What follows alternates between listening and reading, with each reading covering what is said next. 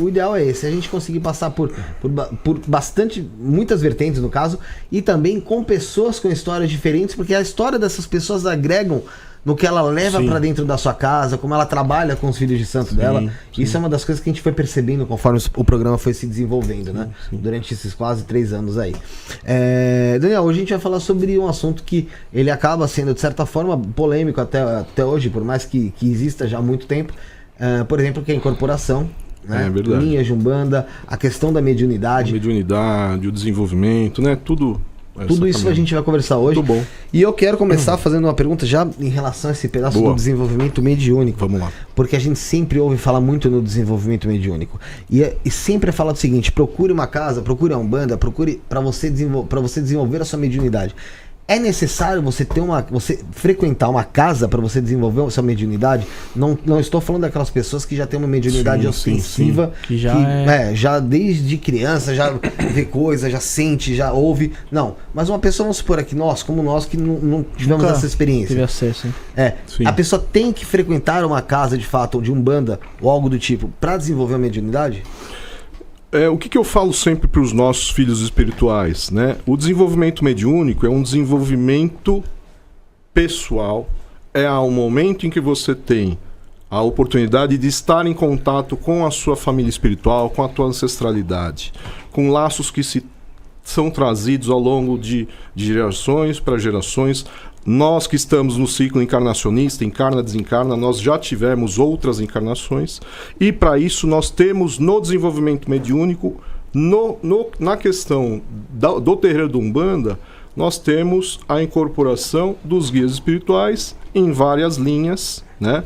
Em várias linhas de trabalho. E o desenvolvimento mediúnico, quando a gente fala é necessário fazer no terreiro, o que a gente sempre fala para os nossos filhos? Quando a pessoa nunca pisou num terreiro de Umbanda, não conhece a religião, o alicerce que tem o terreiro, o assentamento de forças, a preparação do solo sagrado, a condução por um sacerdote, uma sacerdotisa, um líder espiritual, um zelador, um pai de santo, mãe de santo. Toda essa retaguarda, essa estrutura por alguém que já percorreu esse caminho, né? No meu caso aqui, eu tenho 50 anos, estou na caminhada há quase 40 anos na Umbanda, eu falei isso no primeiro episódio, mas me considero um eterno aprendiz, sou um eterno aprendiz da espiritualidade, mas com toda a estrutura é muito mais seguro começar o desenvolvimento mediúnico, começar a sentir a incorporação dos guias espirituais.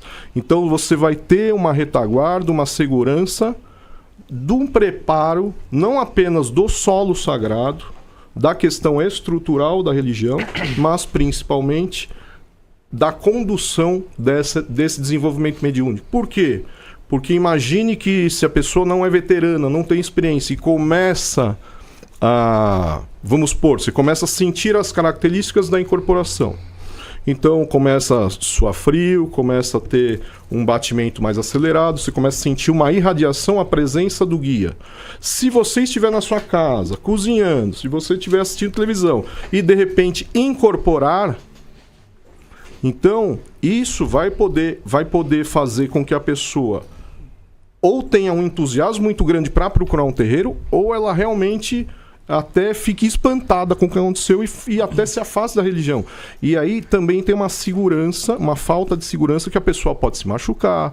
Numa incorporação você tem um solavanco, dependendo do guia, você tem um solavanco, se você estiver perto de um sofá você pode cair, se não tiver ninguém perto. Então todo esse aparato é a necessidade, né? Mas dentro desse desenvolvimento mediúnico mesmo, em relação ao ponto que você falou de incorporação, a pessoa muito dificilmente, creio que ela vai incorporar, vamos supor, em casa fazendo uma atividade cotidiana. Mas pode acontecer. Olha, mas aí já não entra na parte de incorporação. É porque ela não está aberta para receber aquele espírito naquele momento. Então seria uma possessão.